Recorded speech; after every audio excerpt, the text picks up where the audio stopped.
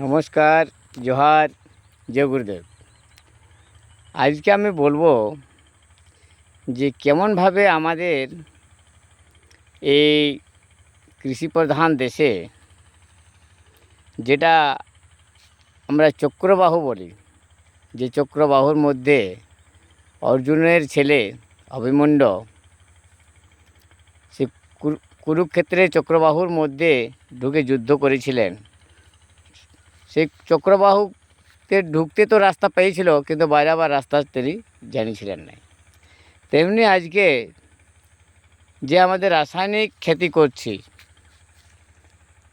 রাসায়নিক রোগারস্তা জিন্ডোসালফান দিয়ে যে করছি, এটা শুরু তো করে দিয়েছি, আজ জমিনের আদত বানাই নিয়েছি। এখন বর্তমানে সেই জমিনে বিনা সার খোল আর রোগারস্তা ছাড়া চাষির চাষ ঠিক হচ্ছে না।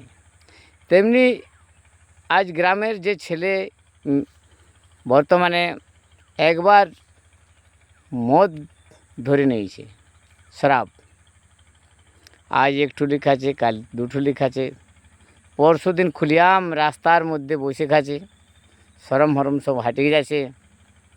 দিন দিন দিন দিন দিন এমন বাড়ি যাচ্ছে যাতে মান অপমান সম্মান নিজের শরীর পর্যন্ত সেই মৃত্যুর পথে নিজেকে নিয়ে যাচ্ছেন।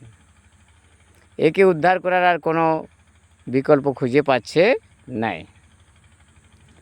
তাই এত আমাদের আজ বেশির বেশি মানুষ রাস্তায় খুনি খামারি হচ্ছে, মেয়ের সাথে ছেড়খানি হচ্ছে, ঘরে গণ্ডগোল কলহ হচ্ছে। তো এমনি সুমাতাল এতটা হবে নাই, সেটা মদ খাইয়ে মাতাল হয়ে আর যেটা কবু করতে পারে না সেই কাজটা করে দেয়। একমাত্র মদেই একটা বস্তু আছে যে কোনো ছোটো কাজ তারা করতে পারে।